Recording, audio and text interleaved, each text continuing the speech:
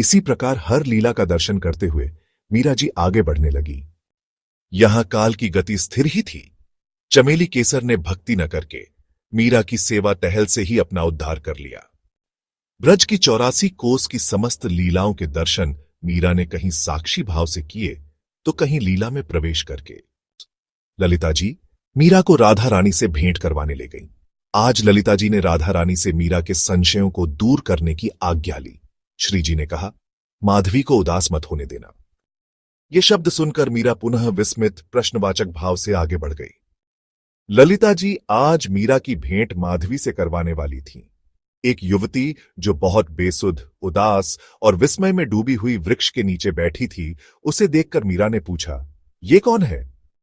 यह वही स्थान है जहां अक्रूर जी श्रीकृष्ण को मथुरा ले जाने के लिए रथ पर बिठाकर ले गए थे। यह युवती और अन्य गोपियां विरह की पीड़ा से व्यथित हैं।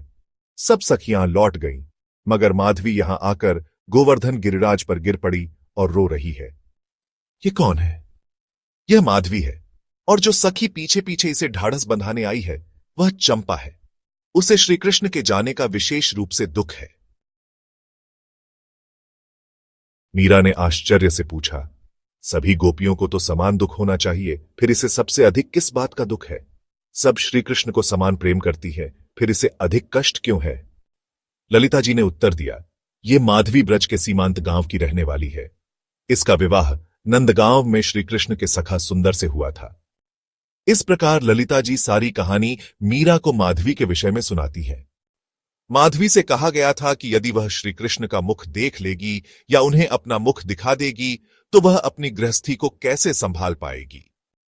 उसकी मां ने समझाया था कि यदि उसने श्रीकृष्ण की बांसुरी सुन ली तो वह अपने चित्त को वश में नहीं रख पाएगी, और यदि उसे अपनी गृहस्थी को सुरक्षित रखना है, यदि वह वहां बसना चाहती है, तो उसे श्रीकृष्ण को न देखना है और न ही उनकी बांसुरी सुननी है। उसने मीरा को बताया कि कैसे माधवी की सास उसे यशोदा मैया से आशीर्वाद दिलाने ले गई। यशोदा मैया ने माधवी के रूप की खूब प्रशंसा की। माधवी की सास यशोदा मैया से कहने लगी, अब तो कान्हा का भी विवाह करवा दो। तभी कान्हा बाहर से आए और यशोदा मैया से भोजन मांगने लगे।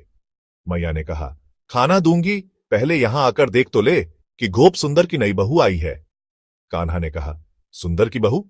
अरे मुझे नहीं देखना। मैया भी हैरान रह गईं कि जो कान्हा हर नई बहू को देखने दौड़ता है वह आज मना कर रहा है, यह कैसे हुआ?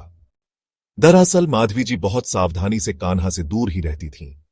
बांसुरी की धुन तक अपने कानों में न पड़ने देती थीं, कान बंद कर लेती थीं।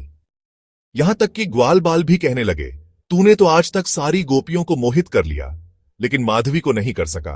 अगर उसे अपने वश में कर सके तब माने।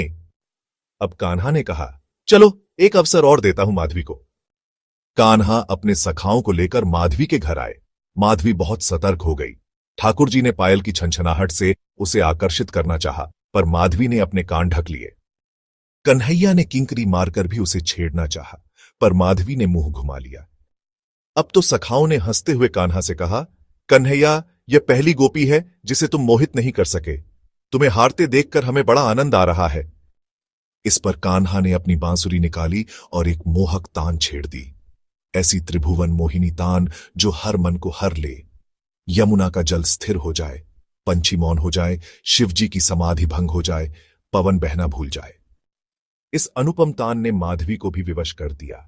वह नृत्य करने लगी। नृत्य करते करते वह बेसुध होकर ठाकुर जी के चरणों में जा गिरी। परंतु फिर भी उसने न तो ठाकुर जी का मुख देखा और न ही अपना घूंघट उठने दिया, क्योंकि उसने प्रतिज्ञा की थी।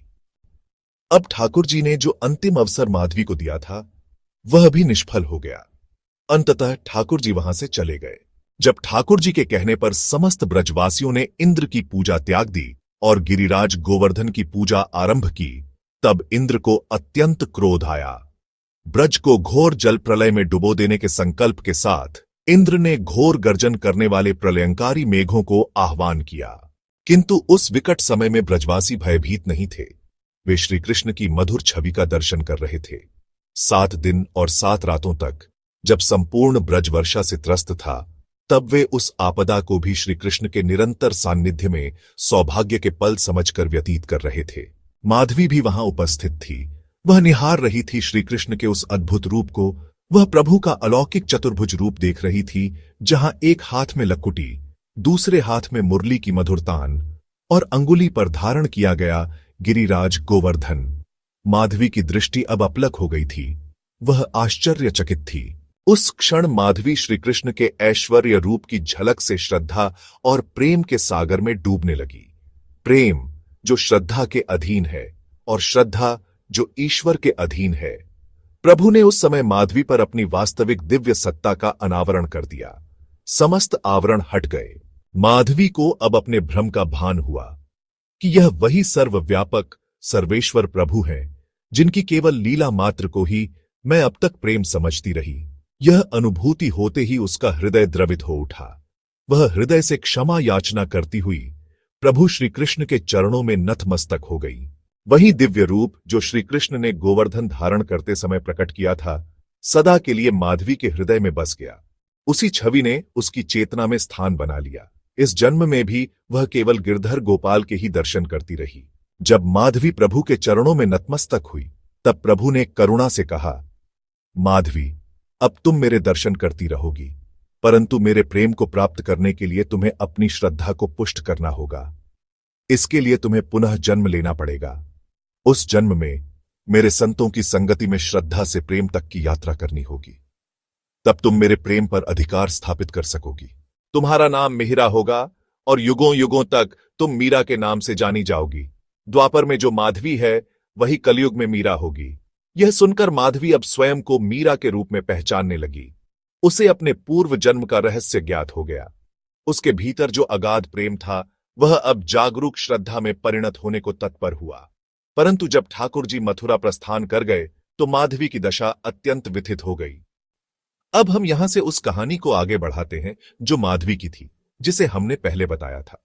जब माधवी आत्महत्या करने जाती है और वहां उससे गोपी चंपा मिलती है। चंपा माधवी को लेकर किशोरी जी के पास ले जाती है। श्री जी ने उन्हें हृदय से लगाया और माधवी की अंतर्वेदना को शांत किया। श्री जी ने कहा, तुम व्यथित मत हो। आने वाले समय में कलयुग में फंसे हुए जीवों के उद्धार के लिए तुम्हारी भक्ति, प्रेम और गायन एक प्रभावशाली माध्यम बनेंगे। यही श्री कृष्ण की भी इच्छा है। इस पर माधवी ने भी प्रभु की इच्छा का सम्मान करते हुए अपना समर्थन दे दिया। किशोरी जी ने माधवी से कहा, तुम तो लौकिक रूप में जन्म लोगी, परंतु चंपा जन्म न लेकर अवतरित होगी, क्योंकि चंपा कोई साधारण गोपी नहीं है। चंपा ने कहा, मैं किशोरी जी की अंतरंग सखी चंपक लता ही हूं। अब मीरा के समक्ष दृश्य पटल बदल गया। उसने चंपा को चंपक लता के दिव्य रूप में देखा और श्रद्धापूर्वक प्रणाम किया। अब मीरा की दृष्टि में चंपा केवल एक दासी नहीं, अपितु सखी बन चुकी थी। मैं तुम्हें कान्हा का एक संदेश देना चाहती हूं। अब तुम्हें द्वारिका जी जाना होगा। यही तुम्हारे द्वारिकाधीश जी की इच्छा है। इतने में ही दृश्य हट गया और मीरा स्वयं को अपनी कुटिया में पाती है। इस प्रकार मीरा जी को अपने पूर्व जन्म एवं निकुंज का अनुभव हुआ। इसके पश्चात मीरा जी की द्वारिका जी की कथा है, जहां मीरा जी अपने गिरधर गोपाल में समाहित हो गई थी, जो इस प्रकार है।